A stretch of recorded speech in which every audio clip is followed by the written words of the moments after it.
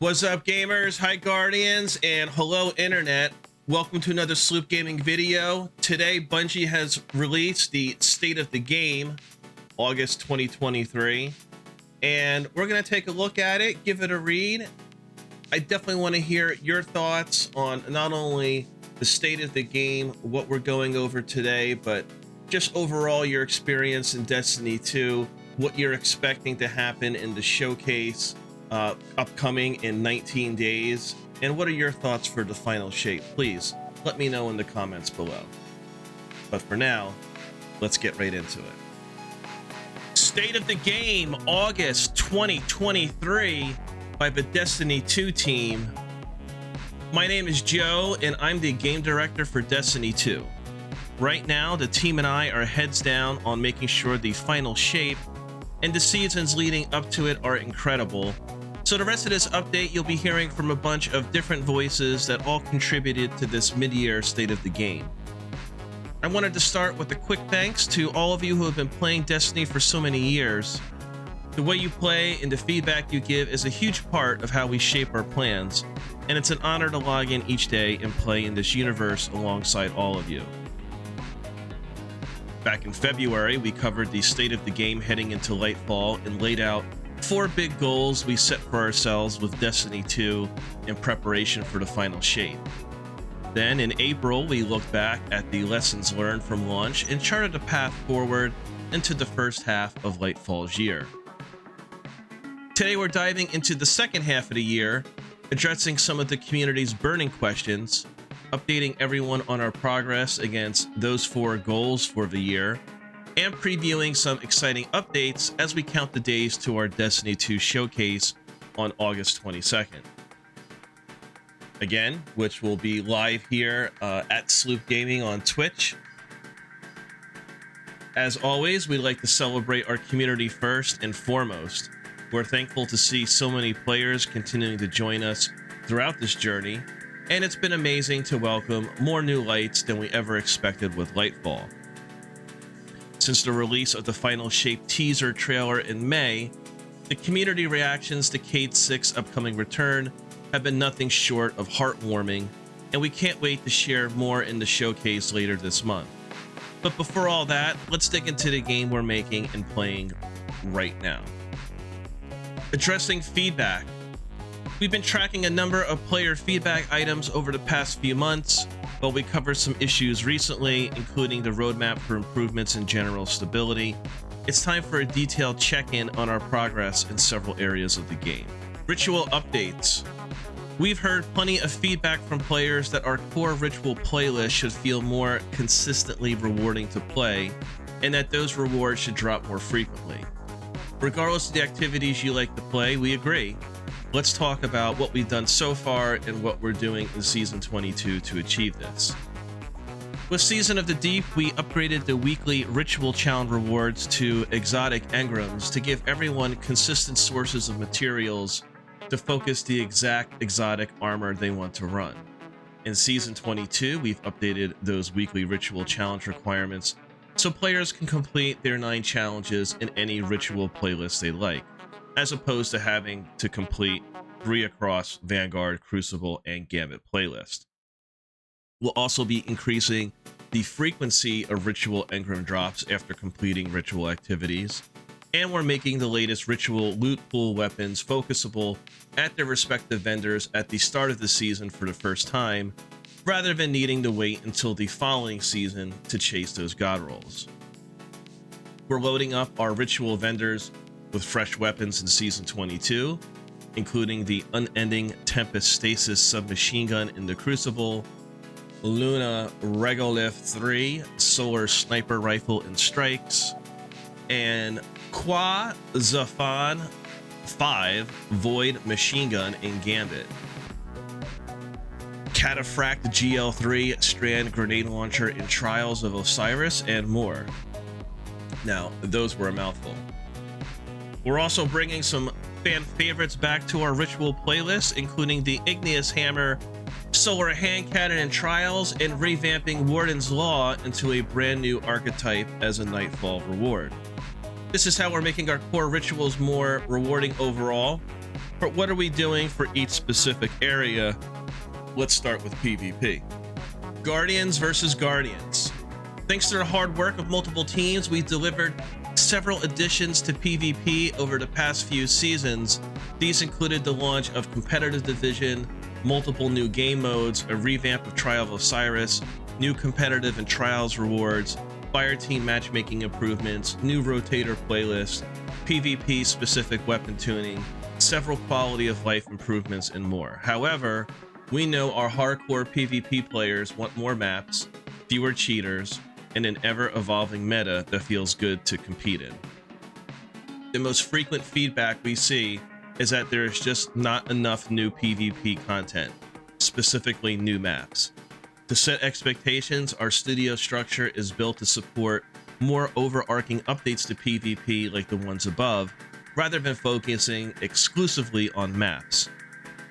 When we do focus our resource on building new Crucible maps, it comes with the trade-off of multiple teams' bandwidth on work that contributes to a variety of experience that players also hold dear, such as new story or exotic mission content. Core activities that make up the foundation of each season or new destinations. Similarly, bringing back reprised maps also involves extensive porting to the latest version of Destiny 2, which requires additional resources to ensure the maps work correctly for multiple game modes and play styles for years to come. With that said, we have some exciting content coming to PvP this month that several teams have brought to life, as well as an update on our advances in game security to combat cheaters, a preview of upcoming sandbox shakeups, and more details coming next week on how the general PvP sandbox gear and ability balance will evolve.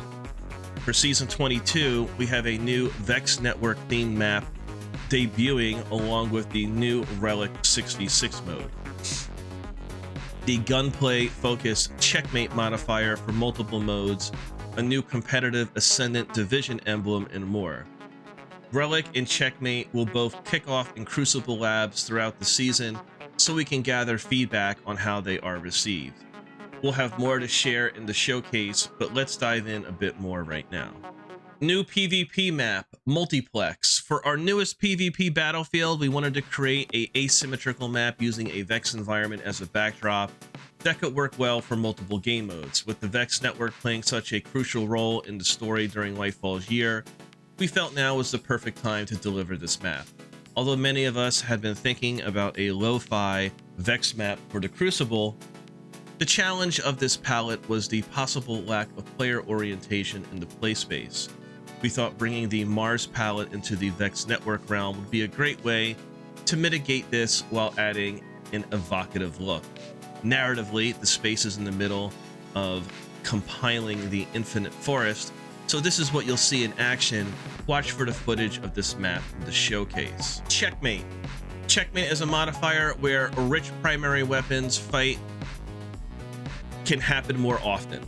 The gun skill can be augmented by communication and strong positioning. Primary weapon damage has been tuned to feel different than the rest of the game without being jarring, reducing the gap between the faster killing weapons and the average time to kill, and in general pushing longer range primaries into slower killing profiles. Player health has been increased, all ability cooldowns are lengthened, and special ammunition must be earned via gameplay and is not dropped on death. This all results in slightly longer combat encounters that reward skill and consistency.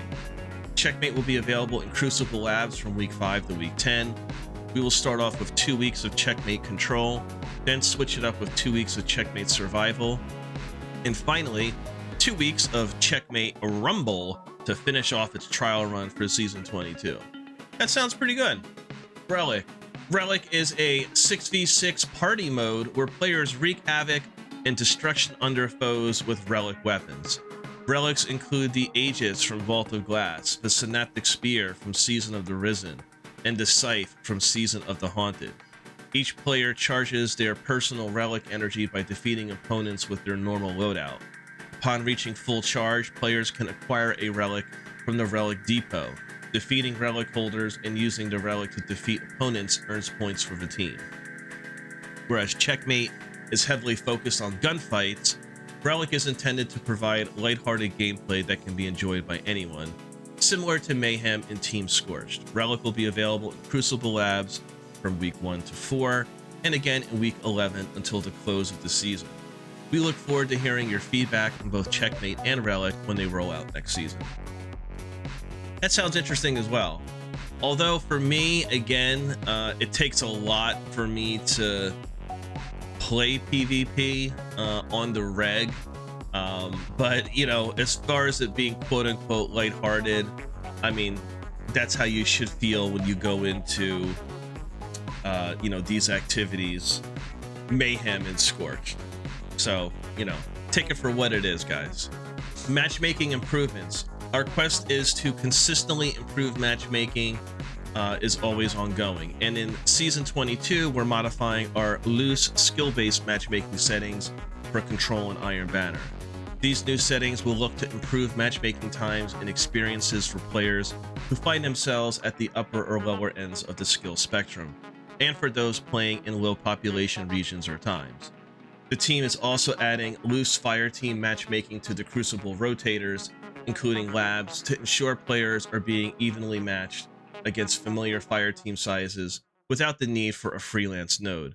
Additionally, we will be tackling an issue with lobby balancing that can misallocate players over certain skill levels.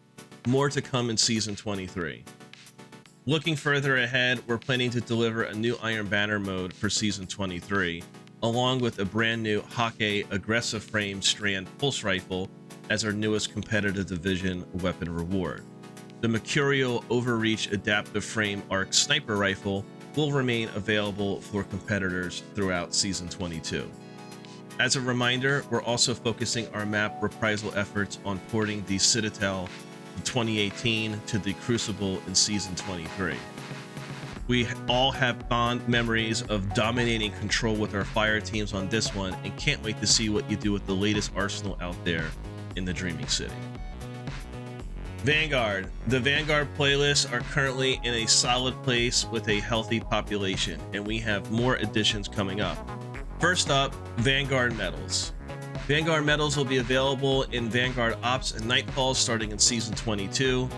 After first being introduced in last year's Guardian games and their continued success in the year's event, we have decided to bring them in full time to spice things up in our Vanguard playlist. Medals will contribute to scoring, allowing players to attain higher scores and reputation multipliers by performing unique actions and doing cool things. Our goal here is to reward players for playing well and not require players to go out of their way to grind for score.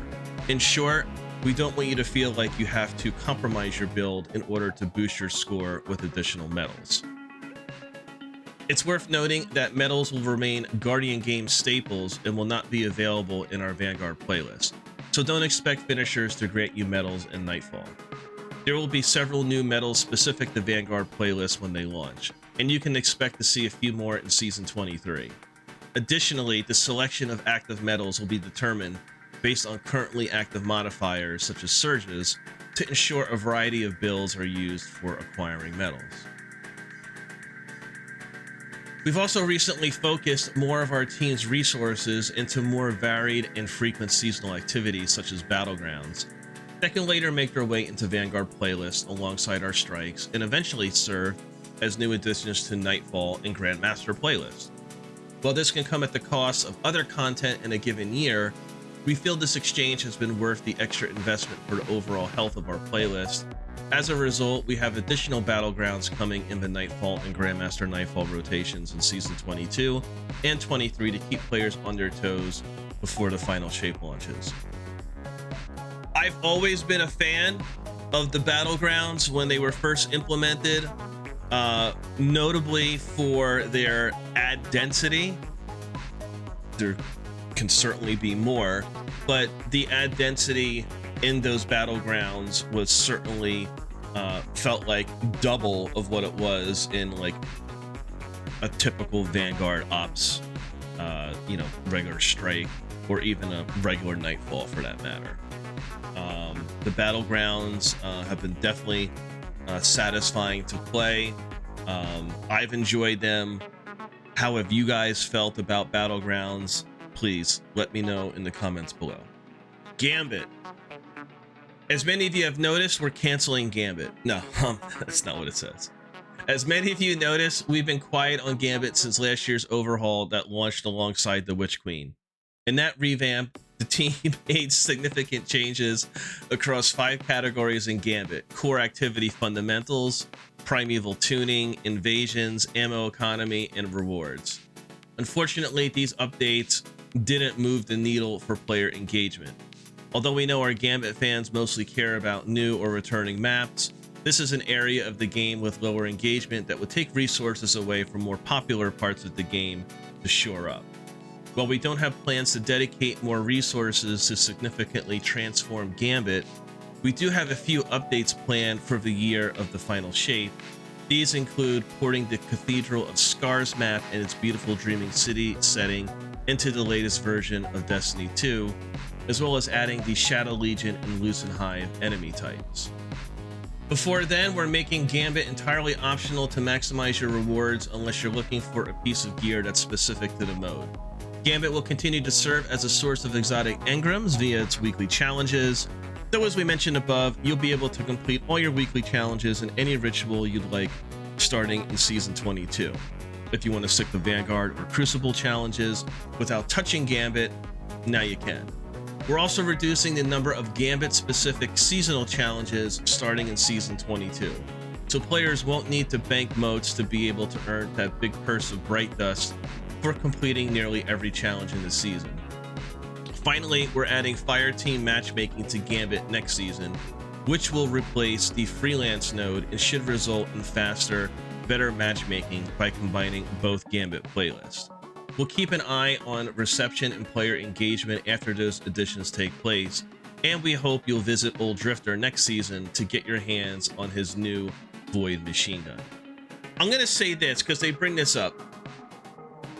We're also reducing a number of Gambit-specific seasonal challenges starting in Season 22, so players won't need to bank motes to be able to earn that big purse of Bright Dust for completing nearly every challenge in the season. Let me just say this, Bungie, and yes, I'm speaking to you, Bungie, specifically. As a paying customer, there are certain activities that I just do not enjoy that contribute towards earning that big purse of Bright Dust at the end of the season. And there was one season where I think I was like 1 or 2 shy, and I was just like, I don't want to do it. You know what I mean? Like, I'm not a slave to your game, right? That's number one, right? And I'm not a slave to like any person or entity out there. If I'm not enjoying it, if I don't have fun, if I'm not finding value in it, I'm not gonna do it, right? Even though I'm that close to the finish line, I really don't care because it's more about my personal choice. My time is the most valuable than any commodity out there. Okay? So with that prefaced, I'd also like to say that as a paying customer, if I don't check off every box, then the start of the following season, you should just automatically award me all the Bright Dust that was able to be acquired through the season pass, right? And people are like, whoa, wait a second. Well, now you're getting a jump on Bright Dust to buy stuff. Well, yeah, that's exactly what I'm saying. I'm paying for the opportunity for you to include challenges for me to earn Bright Dust. If I don't A, have the time, B, have the interest, or let's just say C, I don't give a fuck about playing every single day that season, right? Then why should I lose out on the Bright Dust that I essentially paid for during that season's pass? Just whatever isn't earned, you just automatically check it off and award me the Bright Dust for the start of the next season. Now, I wouldn't say give it to me at the start of the season for that season's battle pass, for that season's pass, right? Because that wouldn't be fair to front load me before I even accomplished any of the challenges that I'm paying for. right? Because it's not as if you're giving me these free challenges and then giving me the bright dust for doing it. I'm paying for the battle pass that includes the challenges to test me, right?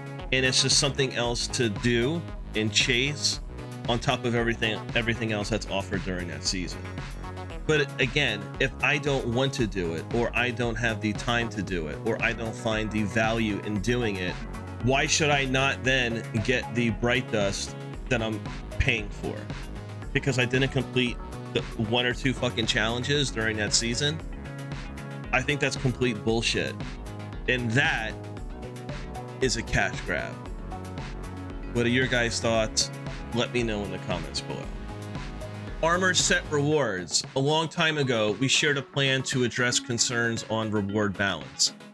Players have pointed out that we didn't release a new armor set for the ritual playlist, Vanguard, Crucible, Gambit with Lightfall, as previously called out in our yearly release schedule. Delivering ritual armor sets at the rates we have in the past has become increasingly challenging, especially considering these sets have historically had very low adoption by players as both base armor and cosmetic ornaments. I got something to say, but let's finish reading. At this time, we are amending our delivery plans for how often we refresh these sets, and will no longer be creating a new set for every expansion. However, we are prioritizing the delivery of a new ritual armor set alongside the final shape to infuse some new looks you'll be able to show off from time in the Vanguard, Crucible, and Gambit playlist. We also have a new armor set for Trials of Osiris releasing in just a few short weeks. Here's a preview of the Titan armor from that set coming with Season 22. Game security. Our security team works to prevent cheaters from ruining the experience for legitimate players. Whether that can be directly in competitive PvP activities or indirectly, i.e. via boosting or making new burner accounts and bringing them into endgame content like trials, here are a few things from 2023 that we can share with you about our ongoing mission to protect players from cheaters and enable players to experience the game as its designers intended. What has changed in Destiny 2 security this year? Over the course of the year, we have invested further in data science and machine learning, building confidence in the detections they produce. These tools allow us to observe and evaluate player behavior in new ways and issue an increasing number of actions in response. In addition, we have continued to adapt new policies to protect players, including the abuse of external accessibility tools policy. The development of this policy has allowed us to catch cheaters that we may not have otherwise. This policy not only gives us an avenue to action this form of cheating, but it also spurred us to investigate player behavior in new ways. Finally, we've worked with BattleEye to address network manipulation tools, improve our data collection, detection, and mitigation strategies. Competition is best when fair, so we will continue to issue bans or restrictions for those abusing these methods. Can you address some recent actions? As a result of extensive investigations and the evolution of the tools at our disposal, we were recently able to issue one of the largest ban waves in our history against account recovery and boosting services and the players who use those services.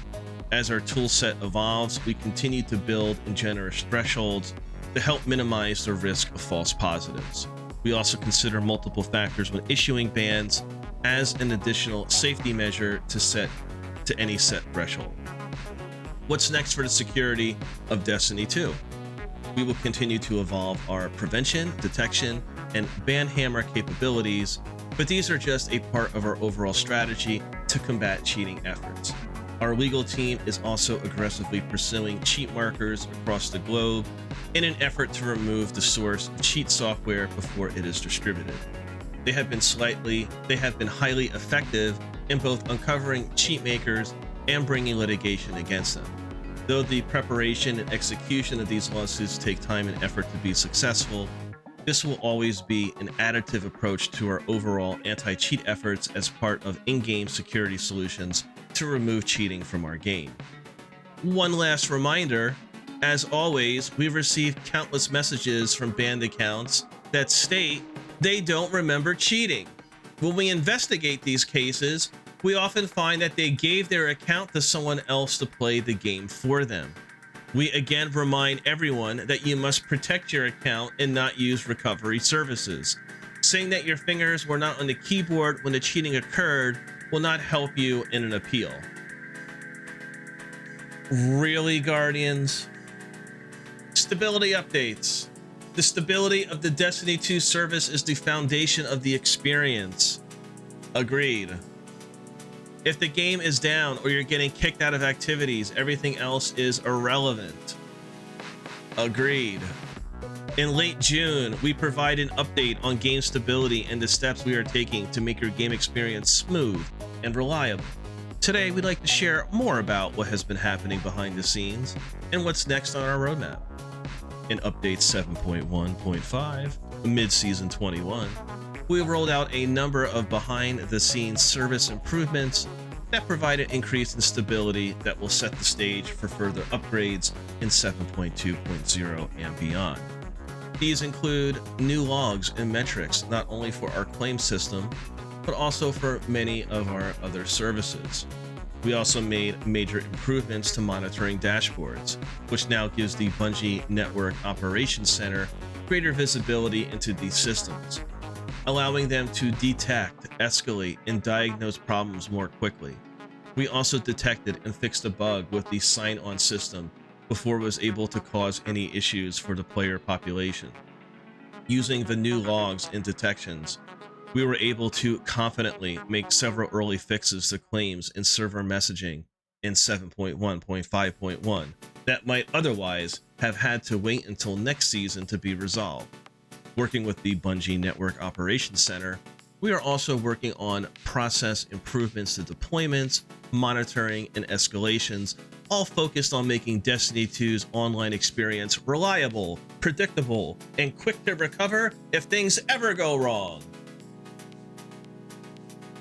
Moving forward, 7.2.0 Season 22 launch, we are beginning to do internal chaos testing using the new code we added and are already using the data to make more improvements in the 7.2.0 update, as well as verify current fixes we have planned for the season. As we do this work, we are not just focusing on the claim system outlined in our roadmap. Our efforts also cover stability across all 50 plus services that help make Destiny 2 run. These include taking a close look at our load balance code, service-to-service communication code, internal message processing pipelines, and more. If 7.2.0 is focused on detecting and fixing current stability issues, the theme of 7.3.0 Season 23 launch will be helping to protect us against stability issues that might occur in the future. Work here will focus on systems like auto recovery, making internal systems healthier, and further isolating systems from one another so that a problem in one area is less likely to cascade into issues in other areas. We want our players to have the best possible experience, and we view our work with Destiny services as a long-term project that will continue to invest in beyond Season 23 and into the future. Seasonal structure. Great photo, by the way. As we mentioned back in February, we've been working behind the scenes to shake up the seasonal paradigm this year to subvert player expectations and make each season feel unique.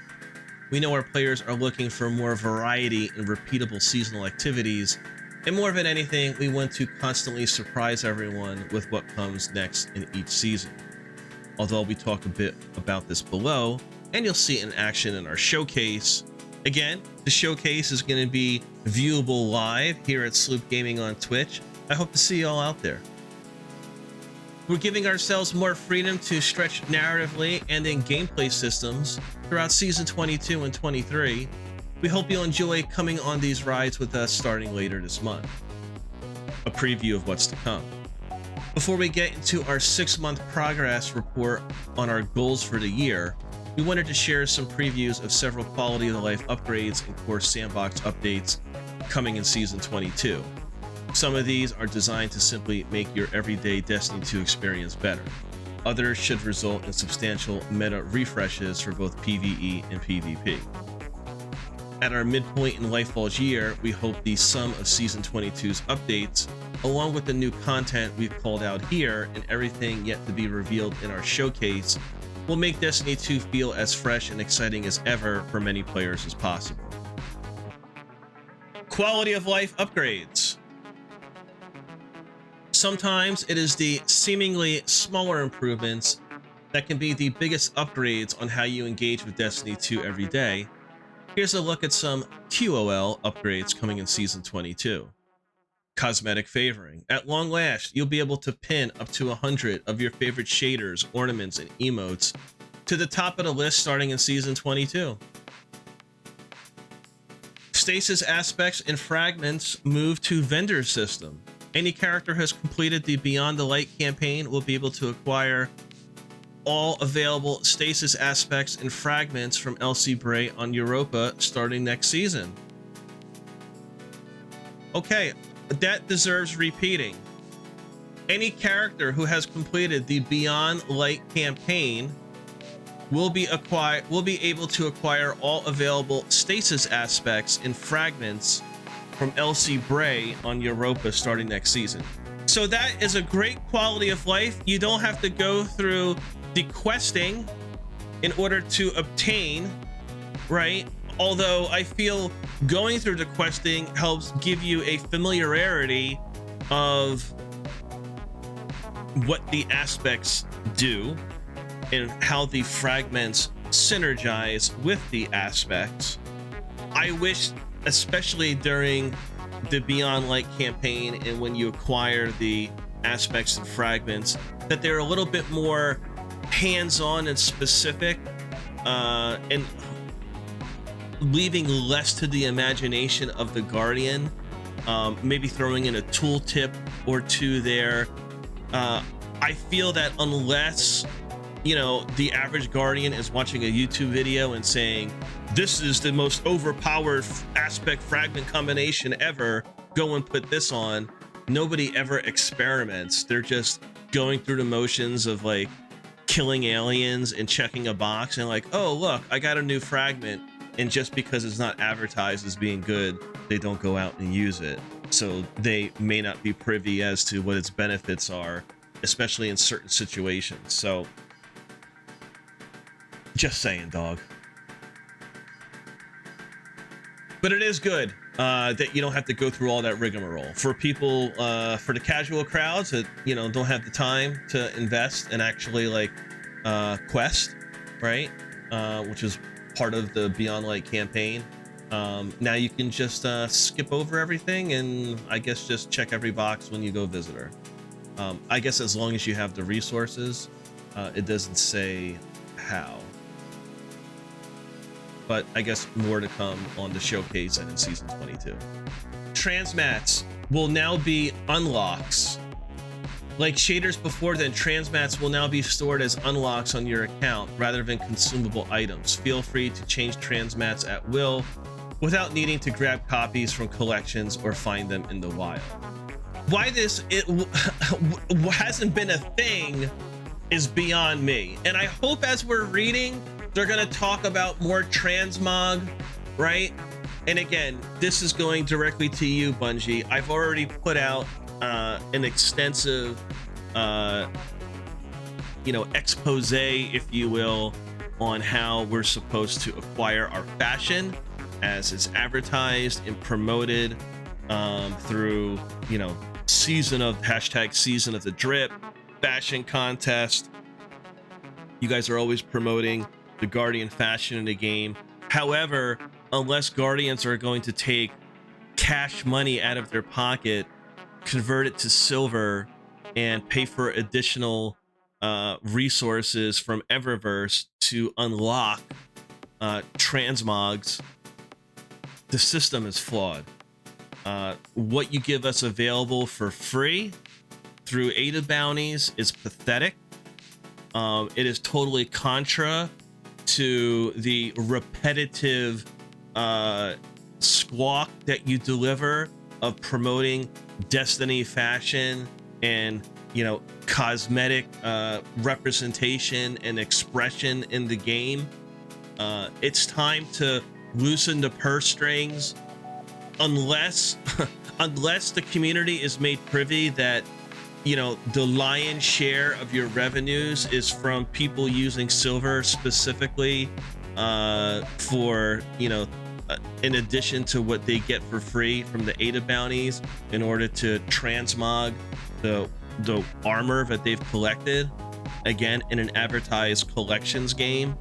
Unless you make us privy to that's the lion's share of your revenue, I think it's complete absurdity and bullshit that we're not giving more opportunities to earn in game, okay, if not just straight up given to us on a seasonal basis the ability to transmog the overwhelming majority of the armor that we collect in this collector's game. Turn the page, actually let us #drip our guardians and not just be subjugated to the paltry amount that that is given to us each season, or forced out of us from our wallets to go to the cash shop if we want to look different than we did the previous seasons. Just saying. Wish Ender Pursuit improvements. The Wish Ender quest has gone through a number of changes throughout the years, and in Season 22, it becomes a real quest. No more charged or uncharged discs sitting in your inventory. Just a single quest strand in your quest log. Okay. Resource tab added to collections. This is a change we are really excited about. We have a resource tab in collections, which allows you all of the currencies, upgrade materials, and engrams in the game appropriately categorized with information on how to acquire it, as well as what to do with it once you have it. Okay. I think that's definitely a Q of L. A lot of times new players are like, well, what does this do? Right?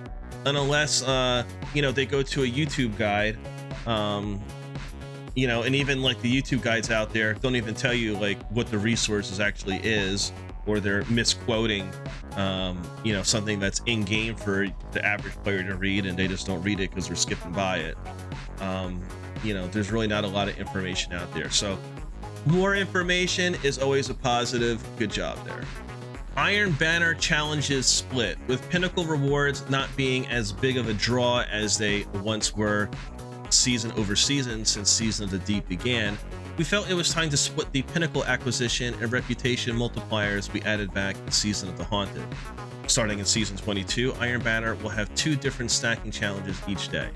One for players who just want the reputation multiplier, which is not required using specific seasonal subclasses, and one for players who are going after their Pinnacle rewards, which does require using seasonal subclasses.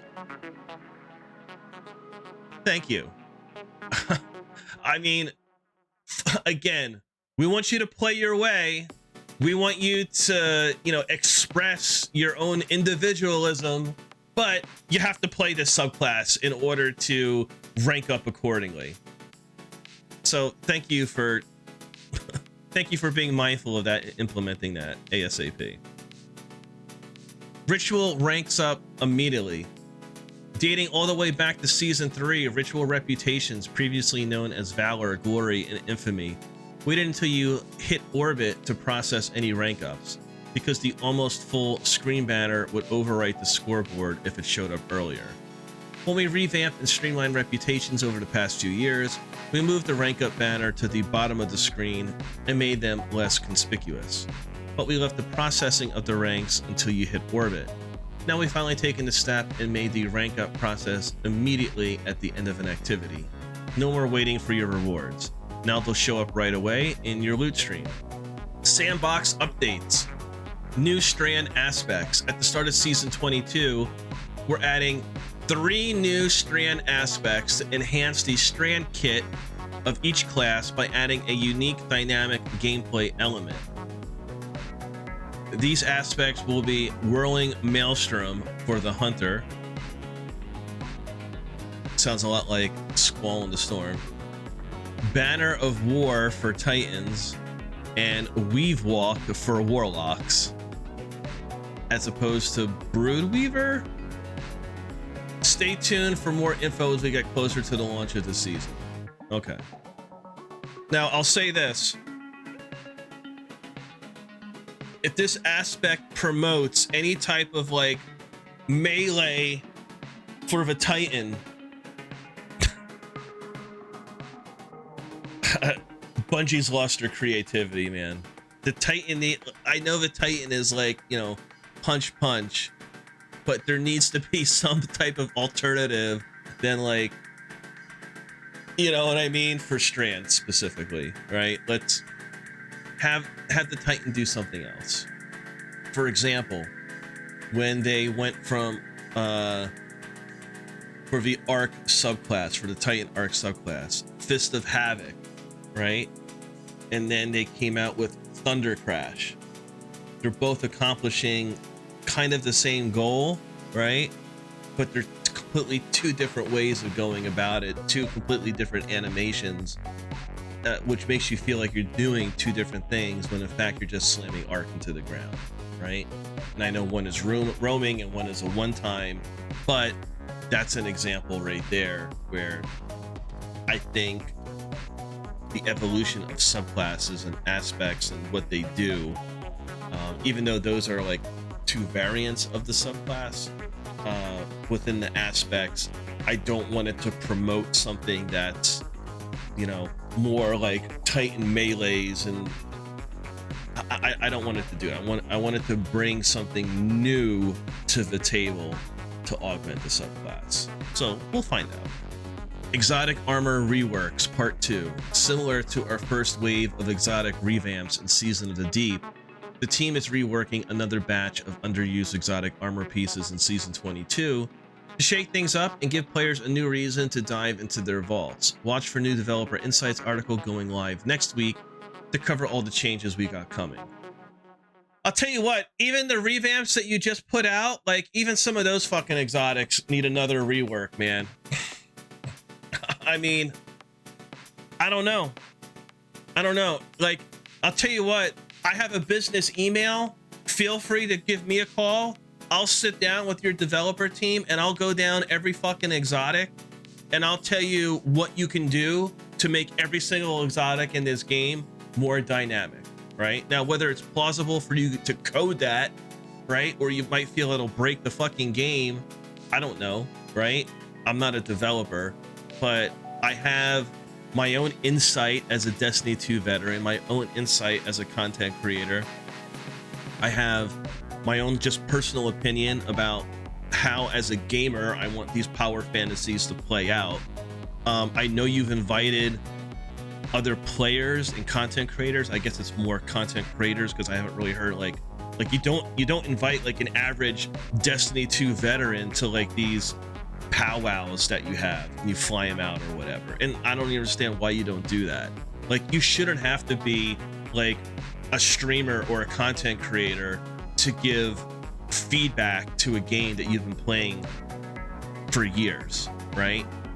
Like, I know plenty of people that aren't in the streaming content creator space that have playing the game just as long, if not longer, some of the most reputable talking heads out there, and their input is just as valuable and valued by when they speak to their audience as people that, you know, are saying, you know, don't forget to like, share, and subscribe, right? Including myself. You know, if you're really going to invest in the community, Bungie, invest in the community. Get the feedback from the community, not just cherry pick a select few. New weapon subfamilies coming. Okay. Looking further into the future, we'll be introducing some entirely new weapon subfamilies with the final shape. Tune into the showcase on August 22nd to get your first look at some of these in action, as well as some other unexpected additions to Destiny 2's arsenal yet to come. Weapon tuning preview. If you didn't catch our mid-season weapon tuning update, you may not know that we have a substantial shakeup coming to the weapon sandbox in Season 22 in the form of decoupling damage fall off from range. We'll share more details in the upcoming weapon balance update article But for now, the high-level goals are reduce the variance between the optimal engagement ranges of our mid-range weapons, auto rifles, pulse rifles, and hand cannons, slightly reduce the average engagement range in Crucible by pulling in the maximum damage fall-off distances of many weapons. To do this, the highest achievable damage fall-off range on almost all weapons will be reduced to some extent, with certain weapons being reduced more than others. And then, in many cases, the lower edge of their damage fall-off ranges will be coming up. Keep in mind, even with their damage fall-off start values being similar, weapons will perform differently once their damage fall-off begins, as they currently do in the live game. Rifle-style weapons will experience fall-off more gradually, while handheld ones will experience it more quickly, but the differences should be less extreme. We also have hand-tuned a small list of exotics and all special weapons with the intention of keeping them near where they are in the live game, as opposed to allowing them to receive outsized buffs or nerfs with these overarching changes. We'll share all the info on that in the upcoming weapons preview article as well. In addition to this, we have a lot of other things to look forward to in Season 22. This is not a comprehensive list, but we wanted to give you a sneak peek. Hand cannons will see increased reload speeds and PvE damage buffs against minor and major enemies. Sword full power heavy attacks will be usable with any non-zero amount of sword energy. Okay. And Sword Guard is being buffed in several areas. Touch of Malice is getting some tweaks we think players will enjoy. And perks such as Bipod, Envious Assassin, and Under Over will become much more useful in Season 22. Watch for the full breakdown later this month. Reinforcing our goals for the year, about 6 months ago, we laid out our plan to achieve 4 main goals for Destiny 2 in our previous State of the Game. Expand players' imaginations, bring challenge back to Destiny, enrich our content, and connect our Guardians. With Lightfall and its first 2 seasons under our belts, the launch of Season 22 and our showcase just around the corner, we'd like to take a moment to catch everyone up on how far we've come on these goals and where we're going from here. Think of this as our Destiny 2 scorecard. All right, it's not going to be a high scorecard, Bungie. Okay, now I'm not saying that because I wouldn't necessarily grade you like that.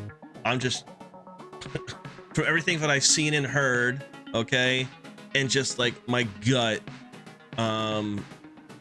you know, like you're barely getting a passing grade.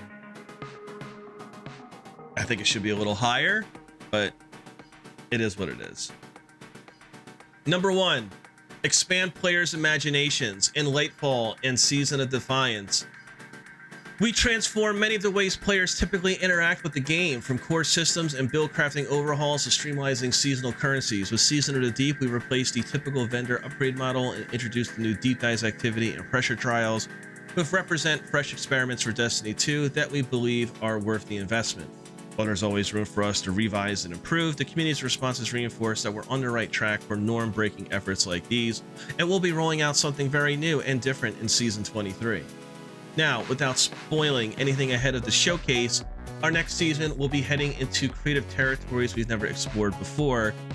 We're changing some things up in a big way, including the seasonal progression Paradigm, I should say, with an all-new mechanic, and will be revealed on August 22nd. Again, that Bungie Destiny 2 Final Shape Showcase will be viewable here on Sloop Gaming on Twitch.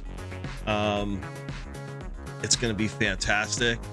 I just want to see more Cade clips, to be honest with you. Come one, come all. I'll bring the snacks. I hope to see you in chat. Taking a step back to examine the overall narrative for the year, the team is laser focused on ensuring the connective tissue in our storytelling between Season 20 to 23 and the Final Shape is more impactful than last year's seasons were leading up to Lightfall.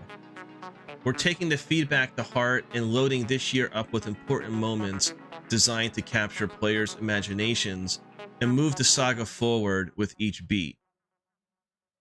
I'll tell you what, but I gotta stop right there.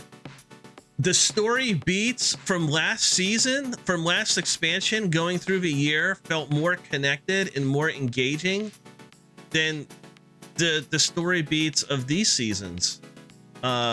Defiance and the Deep thus far in Lightfall. So you definitely need to fucking retract that statement, man. I know you have Bungie colored glasses on, and I love your game and I respect what you guys do, but let's just reread this again. Taking a step back to examine the overall narrative for the year, the team is laser focused on ensuring the connective tissue in our storytelling between season 20 to 23 and the final shape is more impactful than last year's seasons were leading up to Lightfall.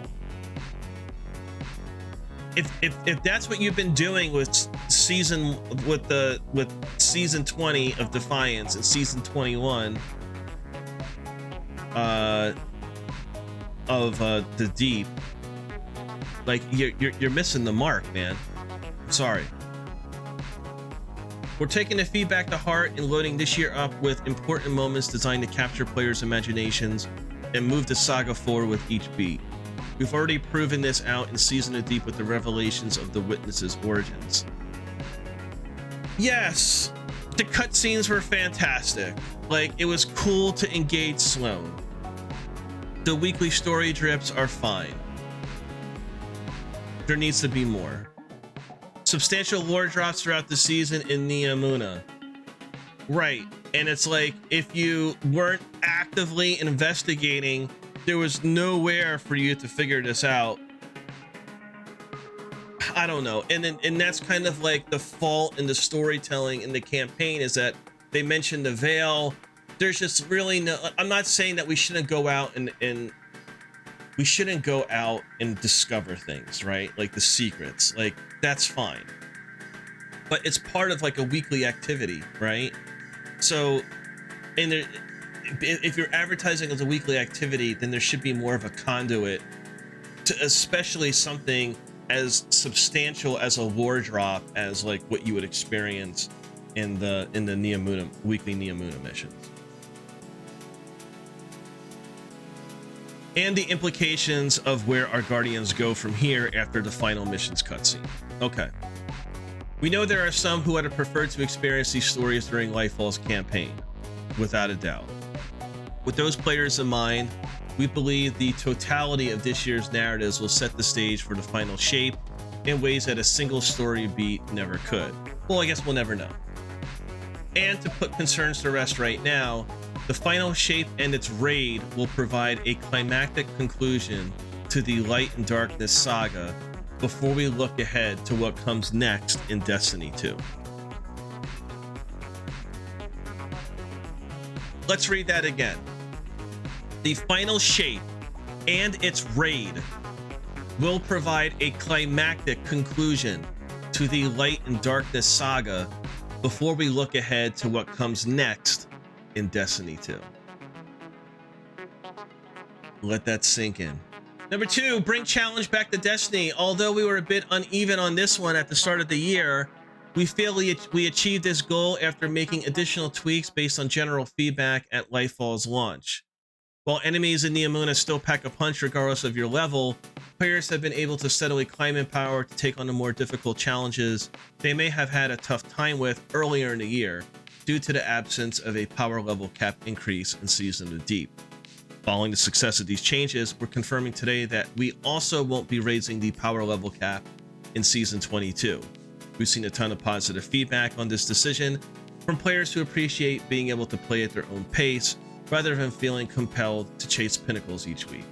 I'll tell you what, the chase of having to grind to increase your power, not necessarily to engage, but to be more proficient in those activities, is what always has attracted to me.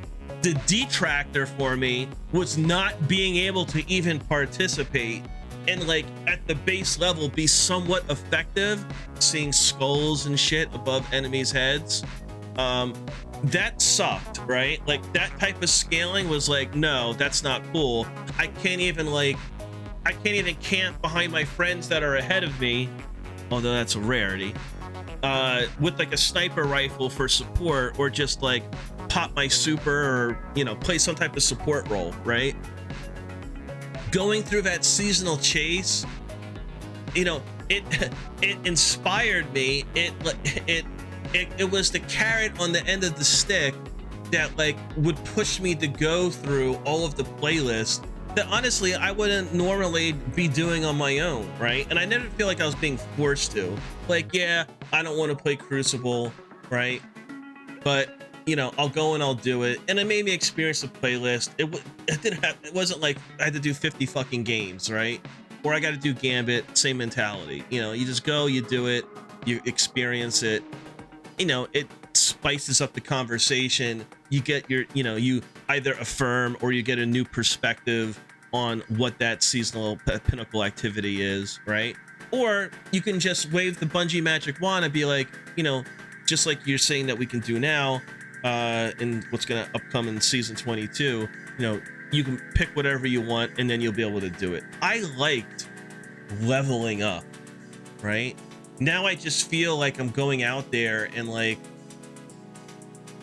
you know, I'm just trying to like craft every weapon. Like that's basically what I feel like I'm trying to do, you know?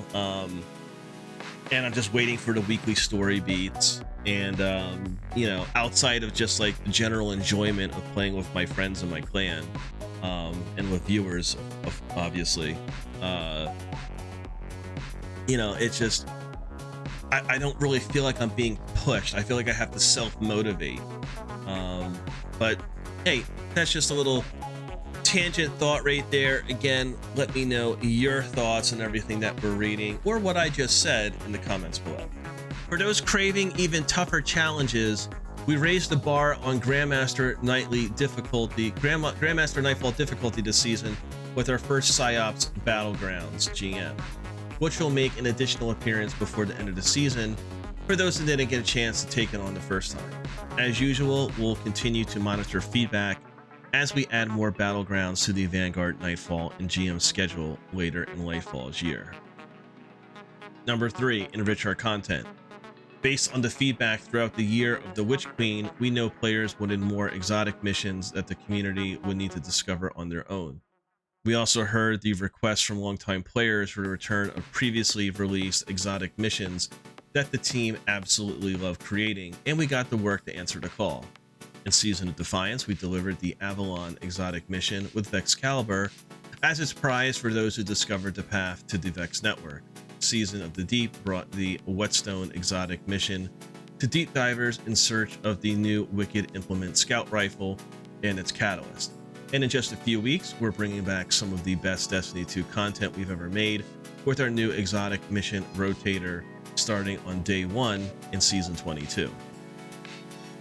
The rotation will kick off with the return of Presage to offer a new avenue for players to earn Dead Man's Tale, which will also be craftable for the first time. After that, Vox Obscura and Operation Sarah Shield will join the rotation, offering up their respective craftable exotic weapons and catalysts as well.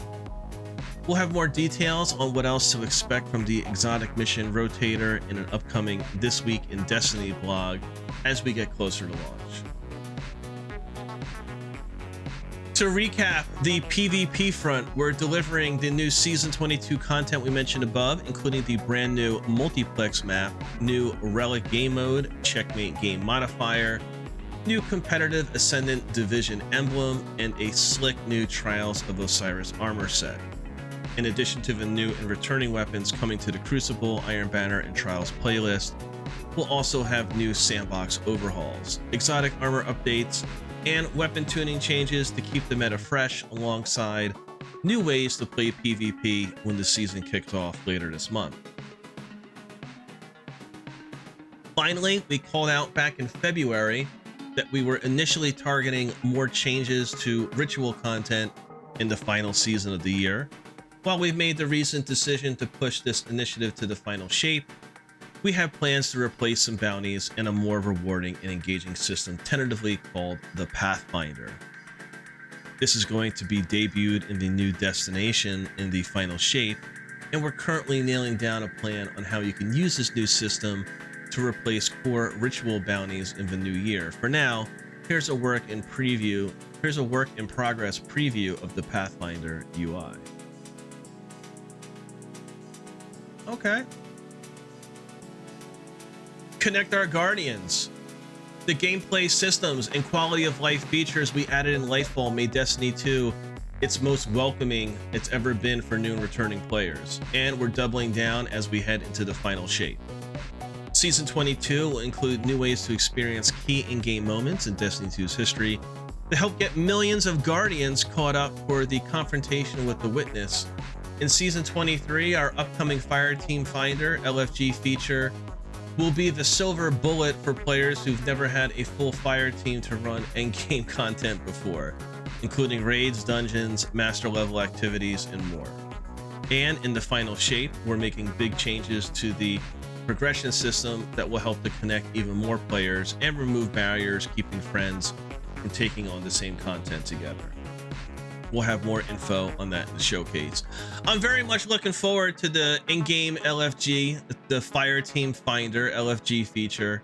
As someone that likes to help the community out, specifically in Grandmasters, if I can just click on something in-game, have people join, have them engage myself in the content, get their take on Destiny, get to know more about them as gamers, as Guardians. I'm looking forward to it. I hope it works out well.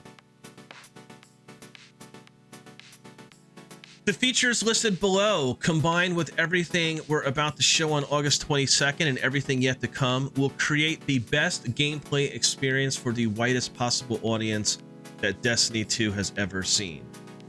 The final shape is incredibly special to us and the culmination of Destiny's first decade, and we're committed to making it just as special for all of our players worldwide as the showdown with the Witness approaches. Thanks again for taking the time to read this. Today was just a piece of what we have in store. So if we don't run into you in the tower before then, we sure hope to see you all in chat at the showcase through Sloop Gaming on Twitch on the 22nd. Joe, Destiny dev team, thank you so much for communicating, transparency. It's expected, but it's very much appreciated. This was very long-winded, okay? And without me scrolling back up, okay, and I'm not going to deliver the whole TLDR right now, but I do want to say that a lot of the technical information that you're providing could have been a separate article in and of itself, right? Like, I understand like the technical stuff is integral to how the game functions, but for the average Destiny player, especially like the PvP players out there, which a lot of them are jettisoning, it's just like, dude, tell us how many maps we're getting and when we're getting them. Like, that's all they want to know, right? And then the PvP people are like, well, what are you doing to improve the end game, right? And then like the new lights are out there like, well, what are you, like, my clan is dead, or I can't find people to play with. What are you doing, right? And you touched on all of those. It's just, this was very long and comprehensive. I almost feel like it could have been consolidated in a lot of ways, but it's a state of the game. There's a lot of information here. Thank you so much for bringing this to light ahead of your advertised showcase on August 22nd. So again, thank you, Joe. Thank you, Destiny dev team. Thank you, Bungie. I hope you all enjoyed this video. I hope you all enjoyed and appreciate the communication here. Did you not appreciate it? Do you think there's a lot of false hope or misinformation or empty promises that are being delivered in the state of the game? Let me know your thoughts in the comments below. Thank you so much. Be safe, stay vigilant, and as always, may the light protect us all.